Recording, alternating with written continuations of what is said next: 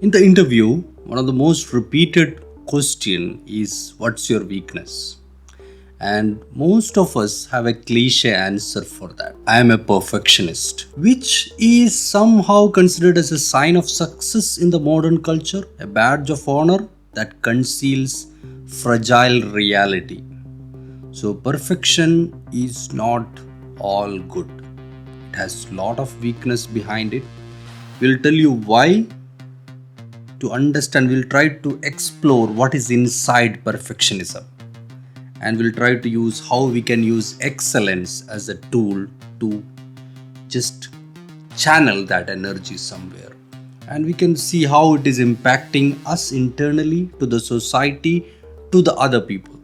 So let's get started. For most of us, average is a dirty word. We always want to do something extreme and we consider it as perfectionism. But perfectionism has a collateral damage as well. We have an hours of relentless striving. So it's something like an fertilizers for a crop. So at some point in time, it will allow the plants to grow up. But after some point in time, it will have a diminishing returns on that. So we have untold personal sacrifices, self-imposed pressure, and socially acceptable weakness. That is all what we have. Like we we are good to be exhausted at work, even though sometimes maybe it is not required. Some work really require exhaustion, but we consider exhaustion as something meaningful work. So perfection is actually impossible. It's mostly subjective. Something perfect for you is not perfect for me as well. And more than a personal obsession, because people think that okay, I am a perfectionist, so that is something like a personal obsession. But actual fact, it's more like a cultural one. It's a struggle with success, a constant one. Like someone who have a perfectionism attitude, even though they get a high achievement, they will not be able to appreciate it. They will always have a deficit thinking, because for them perfectionism has no end. It go on and go on, go on. So you'll feel that emptiness of a success, and success is something like a bottomless pit. You are never enough. So most of us think perfectionism as something like a high standard, but actually it's not about that. But it's something like an entire world view, a relational trait. It's something like a self-esteem issue. I'm not attractive enough. I'm not cool enough. I'm not rich enough. I'm not productive enough. I'm not skinny enough. I'm not healthy enough. I'm not intelligent enough. And I'm not productive enough. So there are three main types of perfectionism which is mentioned in the book. First one is self-oriented perfectionism. Like you are looking yourself as a person and feel that okay, I have these limitations, then I'm just trying to perfect it. Sometime you will fake it and make it. That's one part of this topic. So that is self-oriented. Then we have socially prescribed perfectionism, which is something like we feel like this is the norm of the society. We are fear, or we are thinking that we'll be judged in that way, so we strive to be perfectionist on that way. We'll try to do it in one way or another what the social norm is asking for.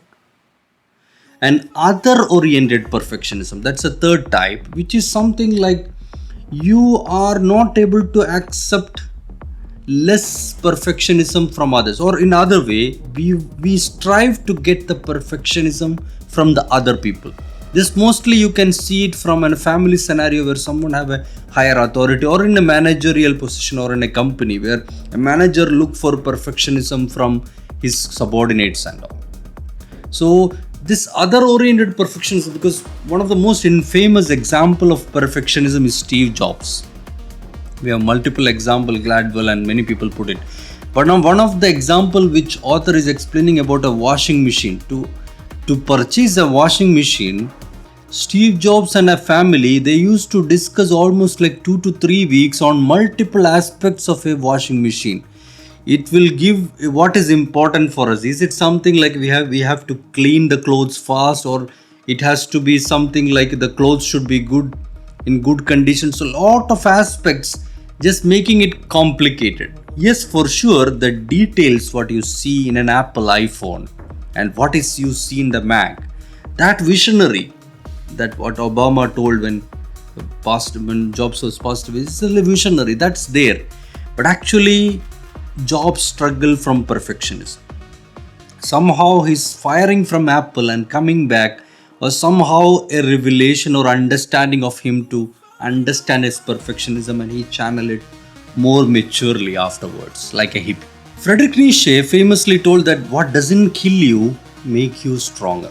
I think this is one of the most celebrated quotes or philosophical words which is in the social media and all, even you can see in the gyms and many other people. So mostly perfectionism hide below the distress. You cannot see it somehow. Because what we think, the setbacks, hassles, failure, mistakes, layoff, heartbreaks, fallouts are part and parcel of the life. That's true. But it doesn't mean that what doesn't kill you make you stronger means okay. You can just imagine you are running on a treadmill with a maximum velocity for an indefinite hour. That doesn't make you stronger. You will collapse at some point in time. Same example, you can do it on your work also. You sit in front of your laptop and you go on working and working and working. For sure, you will have some passion to do the work, make your work, but there is a limitation for everything, like your brain, your capacity, your attention, your judgment, everything has a limitation there. So perfectionism is not going to tell you, okay, I am the perfectionism which is making you a problem. Instead, it will be hide below the distress. You have to find it, you have to understand it, you have to have some level of self-compassion to understand it, because perfectionists somehow are not self-compassionate. They don't appreciate themselves as a person. Okay, for example, okay, I am reviewing one book a week for you. Instead, if I'm thinking that why don't I make it 3 books a week, then I have to do it 3 videos for sure. If you think it in a YouTuber perspective, that is something like more videos, more people, more views, like that. But the point is that there is a limitation for that how much I can digest, what I can read, what I can perfectly summarize. Just an example from myself, but I'm sure you will see 100 or 1000 examples around you. So perfectionist, what we feel now, okay, you see burnouts, they instead focus on excellence, which we mentioned in the beginning. Instead of you focusing on perfectionism, if you think perfectionism is your problem, try to focus on excellence, because when you focus on excellence, you try to do the best of what you can, then you stop there and you work on other things. You're not stuck there. Things are flowing from there. So then there will not be any fear of failure, because especially perfectionism, like perfectionist people, they will have difficulty to initiate an action because they have a fear of failure. They have a fear of making it the best. So they will withhold the effort.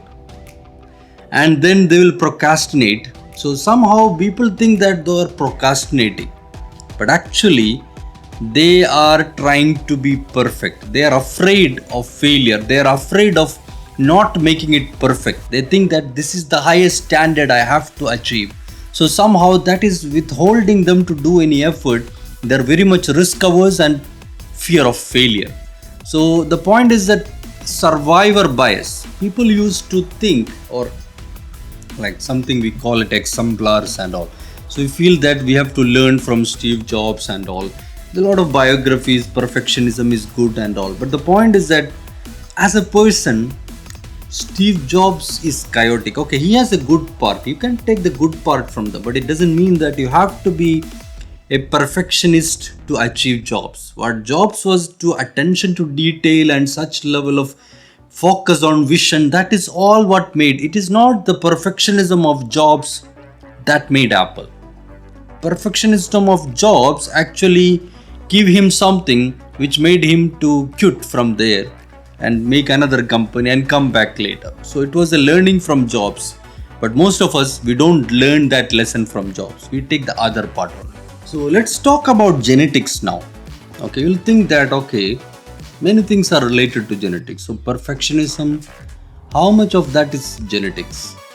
Spanish research has found that there is an extreme high genetic correlation between self-oriented and socially prescribed perfectionism. Self-oriented is something on ourselves, social is something like how the society's norms and such thing, what we explained earlier. So the point is that there is an influence. Okay, if your father or mother has a perfectionism or something on a grandfather, so you can get that. Sure, but how much of that is you are going to take? Because there is a separate entity called epigenetics. Because DNA is something like an instruction manual.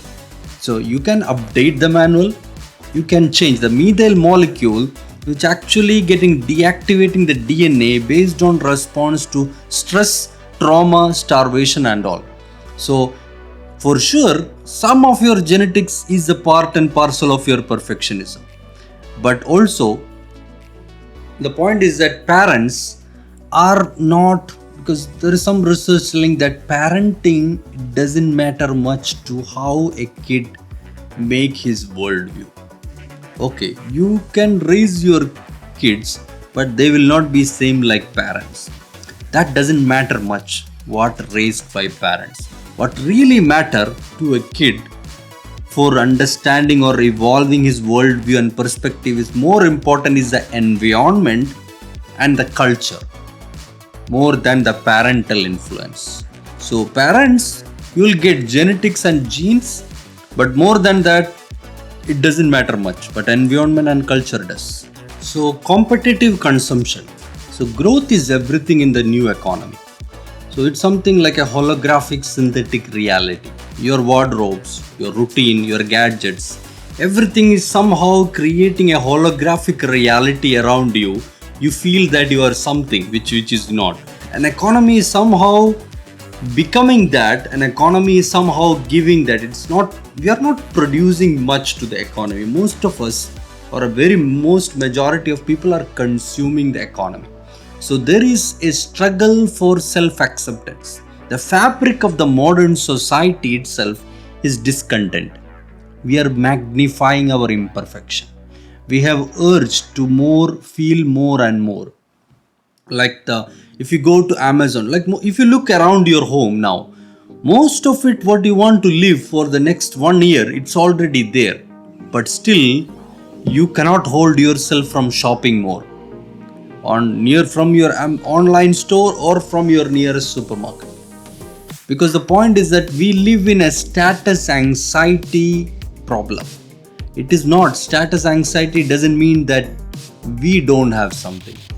It is something like we don't have compared to others. That is status anxiety. And we somehow try to live in that way than just make ourselves more stable. So social media apps, they are most work in a deficit model. So we have a tension, we come across this topic in our multiple earlier books. So we have a tension between our picture perfect online versus our mundane reality. So there is a social media give us something like a false image, living like a perfect life. Because the point is that you are watching a lot of people's social media and you're only seeing them when they are happy. You don't want people to see you in your low times, and the other also same thing. They don't want to show you when they are low times. So they always, you see the biggest things or everything was happening nice. But in actual life, as we mentioned, it is always like what the social media is prescribing. The part and parcel of life is sweet and bitter, bittersweet.